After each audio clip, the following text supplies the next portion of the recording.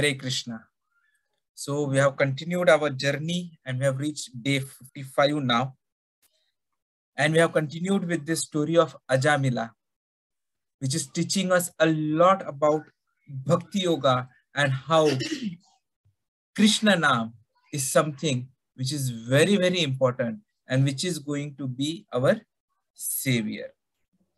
So we've seen yesterday that the Vishnu Dutas had stopped the Yamadutas from taking away the soul of Ajamila from the heart. We know the location of soul, which scientists are still searching, but we know because we are looking by the Shastra Chakshu.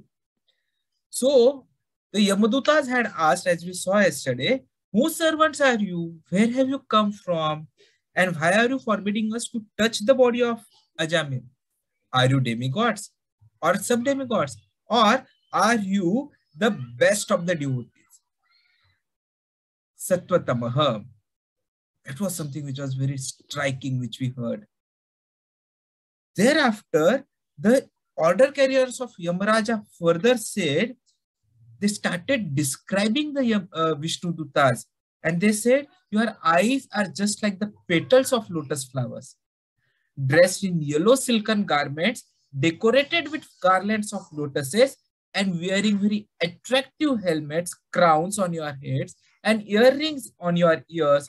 You all appear fresh and beautiful and youthful. Your 4 long arms are decorated with bows and quivers of arrows, and with swords, clubs, conch shell discs, and lotus flowers. Your effulgence has dissipated the darkness of this place with extraordinary illumination. But sir, excuse me, why are you obstructing us? So this is how the Yamadutas questioned Vishnudutas after describing them.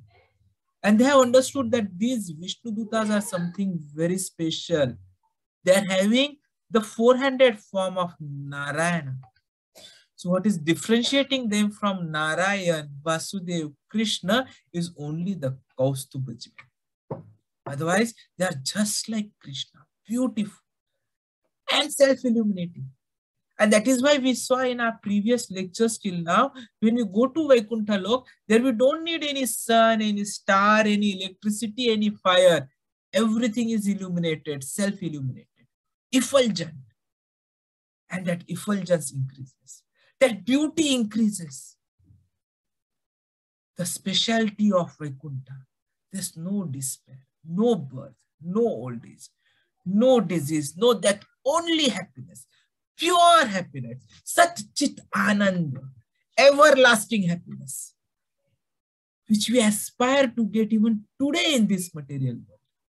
We are all striving, we are working, we are doing jobs, we are earning money, we are looking after families, we are doing our duties to our parents because we think we will get the blessings and we will be happy. The gods will be pleased, the demigods will be pleased, the blessings will help us to get happiness. But do we ever get happiness? No, never. Whatever we feel like happiness is actually shackles of Maya. The Maya is controlling us.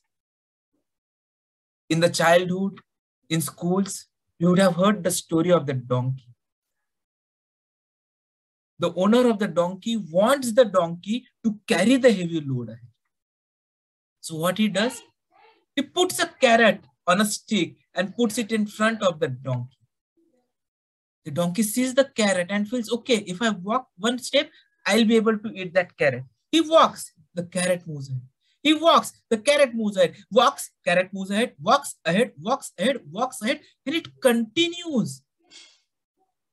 That Maya, that greed, that desire to get that carrot makes him do all the heavy work. Our life is something very similar. We have been captured by these 3 gunas. As Prabhupada ji mentioned in this lecture, there are 3 qualities which Prabhupada ji has told. Ignorance, mode of passion, and mode of goodness. Satogun, Rajogun, Tamogun. The worst, as Prabhupada ji explained, is the Tamogun. the people are in the mode of tamogun, then they are to be considered as animals.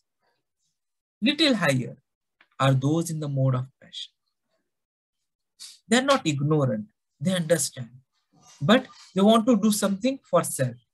And then we have goodness, where they do something better. But we do not aspire to be even in the mode of goodness. We want to transcend mode of goodness. We have to go to the mode of pure goodness, Shuddha Satogun, which we have understood in Bhagavad Gita, the third part of the Bhagavad Gita. That is something which was exhibited excellently by the gopis.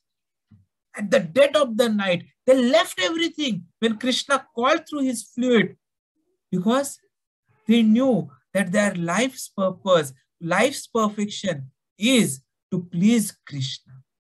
So whatever they were doing, Prabhupada ji explained in the verse today, whatever they were doing, they were sleeping with husbands, they were giving milk to the kids, they were doing some work, they were doing that work, they left everything as it is and simply ran towards Krishna, answering Krishna's call. That is transcendental. That is the level where we can reach. So the question arises, how is it possible? And what does this verse teach us about it? The most important aspect which comes out of this verse, after we have understood the 33rd verse, which talks about Sattatamaha, the highest of the devotees, the word here tells what explains our journey further. What gives us the guidance further is Vasudeva Ukta. Vasudeva Ukta. Vasudeva Ukta is equal to Sattatamaha. Ukta means what is said. Said by whom? Vasudeva, Krishna. So whatever is spoken by Krishna, Vasudeva Ukta Karinaha, they will do that. Karinaha, they will do that. So here the Yamaduta, Shukdev Goswami has said, the Yamadutas were telling Vasudeva Ukta Karinaha, when they are doing everything told by Vasudeva Ukta. That is the principle. That is the secret of how to go to that stage of Sattatama, which we understood in verse 33. Many a times, when people are new to temple, when people are listening everything for the first time, they ask, oh Prabhuji, you have become devotee. How long will it take us for us to become a devotee? The answer is this. Simply 1 second.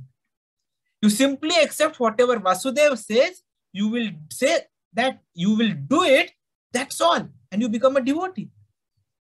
Actually, our disease is we don't want to accept.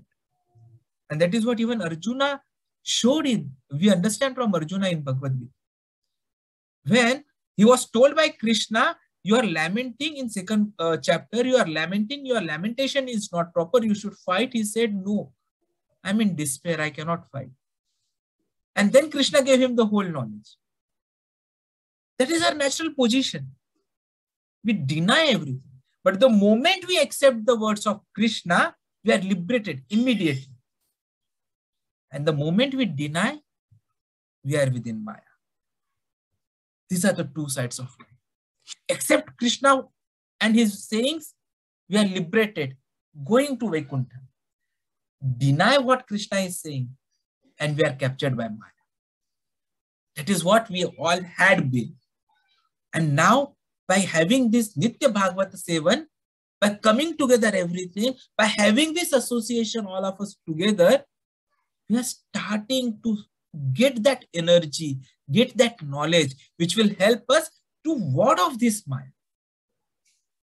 To have the real Cheto Darpan Marjan.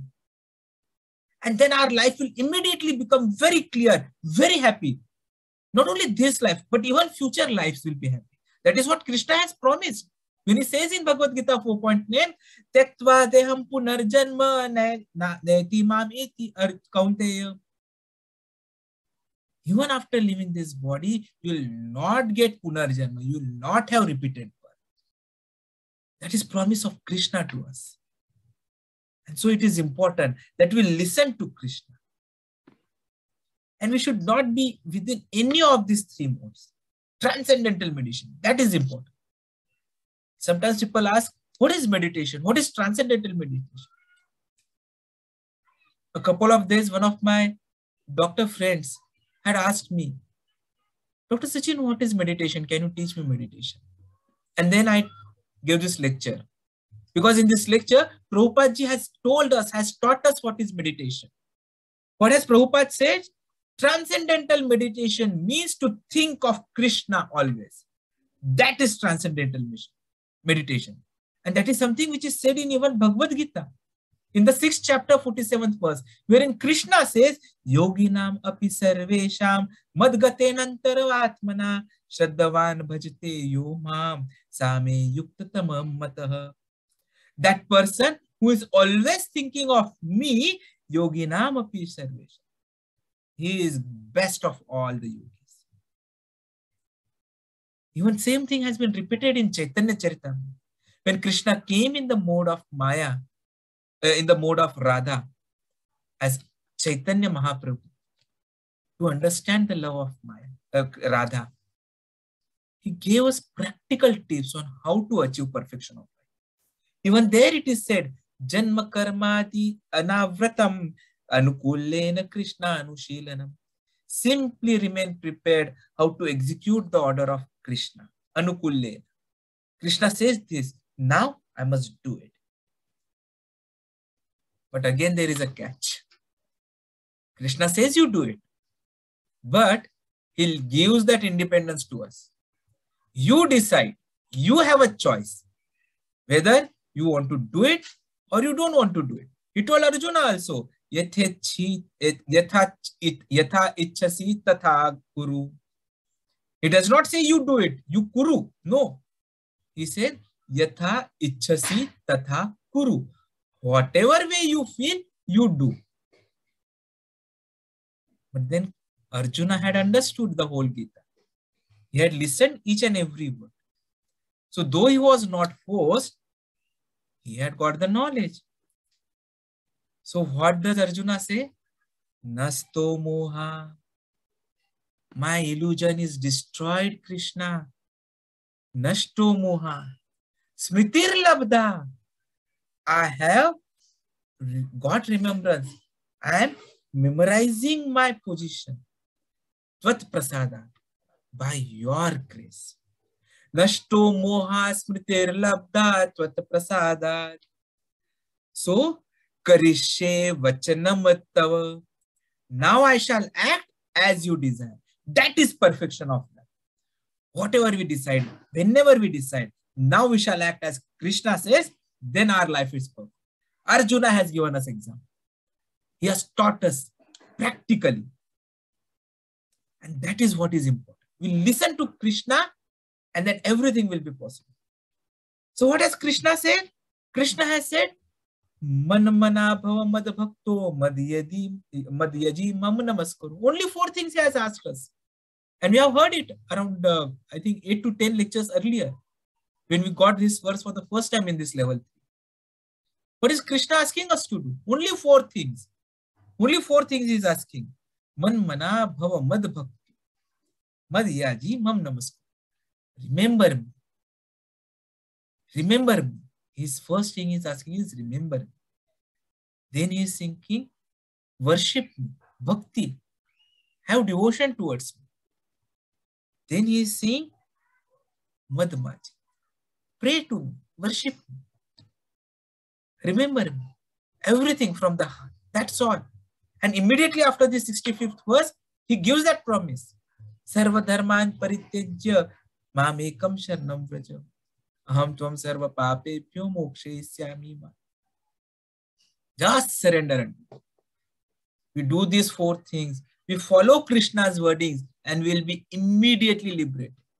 Not even follow. The moment we are deciding today that yes, we are going to remember and we are going to do whatever Vasudeva Uktva, our life is going to be perfect. So let us promise ourselves today, at this moment, that yes, we'll follow what Krishna has said. We'll do what Vasudeva has said. Vasudeva Uktva Karinam. And we'll be successful. Because that is something which Krishna has promised. And Krishna has promised through whom?